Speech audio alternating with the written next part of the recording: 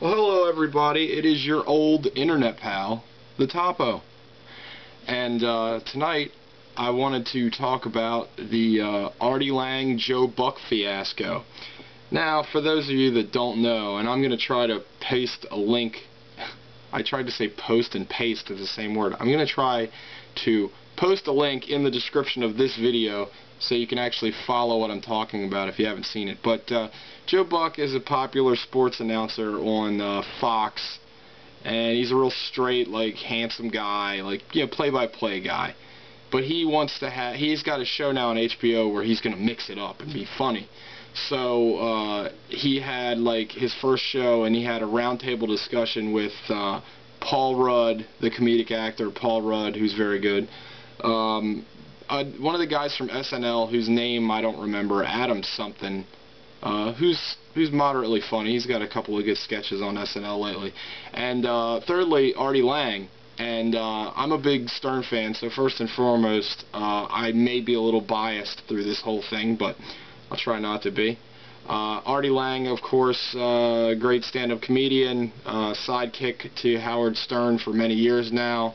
Currently a recovering drug addict, and he's been sober now for a few months. I always forget, that's off the wagon, right? Not on the wagon, because the wagon is not full of drugs, but the road is paved with heroin needles and alcohol.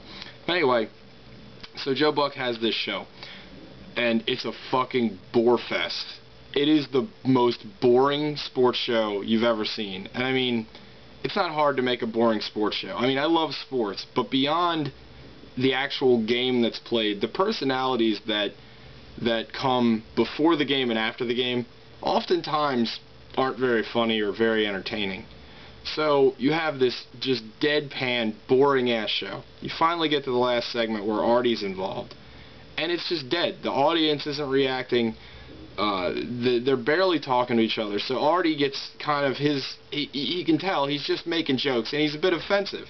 You know, he's cursing and whatnot. But he's on HBO. It's not like he's, you know, on ESPN. So, and it's funny. It's really funny. The crowd reacts. The other panelists react, and it's funny. He actually got a rise out of the crowd, which was really entertaining. It was the only part of the horrible show that was entertaining.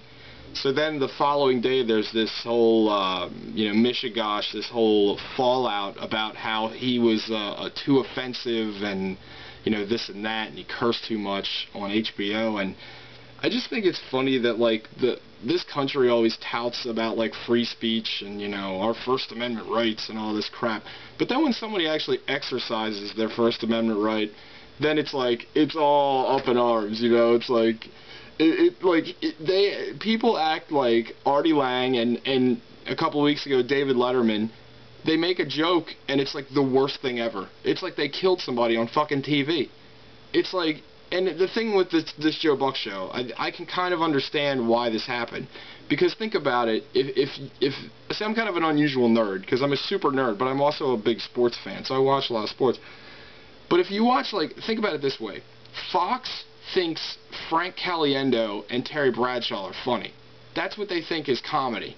Like, that just hackneyed, like, every joke is the same joke you've heard since, like, you went to your uncle's house in 1982 when he had a little too much wild turkey. You know, those jokes that you've heard over and over and over and over.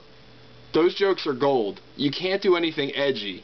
You know, like, it's just funny. So a guy actually comes out, does something funny that you didn't expect. Because for those of you that don't know, most good jokes are offensive. Most jokes catch you off guard. That's why it's funny. That's the whole point. Comedy is unpredictable. Should be, anyway. Good comedy. Bad comedy is the King of Queens. Bad comedy is fucking, you know, wild hogs. Shit that you see over and over and over again isn't funny. Unless you're an idiot and you have a fucking the memory of a fucking goldfish, and every time you see it, like, you know, every time you see a guy fart on screen, it's hilarious. You know, there's nothing to it. And I was really surprised that the Artie thing got so out of hand, got blown so much out of proportion. The guy's just making jokes. And the more I read about it after the fact, they talked about how he was, like, hostile and this and that, and it's just like, I just think it's funny that sports has this air about it, like it's so professional. I'm going to tell you a small anecdote about sports from my experience. I'm a Baltimore Orioles fan, been since I was a little kid. I went to Yankee Stadium when I was about 8 years old. So little topo, walking around Yankee Stadium, and I got to see him play the Orioles, and it was a big deal, and I had my Cal Ripken jersey, and, you know, bright-eyed kid, you know, baseball dreams dancing about my head. And this freaking New York guy with his freaking, like, Don Mattingly jersey comes up to me, and I'm like, this is before the game, and I'm trying to get, like, you know, Cal Ripken's attention because on field, and he yells at me, "Get out of my fucking way, you little fucking faggot." Like, you know, this fucking guy is yelling at an 8-year-old kid and calling him a fucking faggot. My point is that if you go to sports games, it's not like there's any decor there. You're going to hear more profanity and, like, fucked up shit at a sporting event than you are almost, I would say, clear next to anywhere else. Everyone's drinking.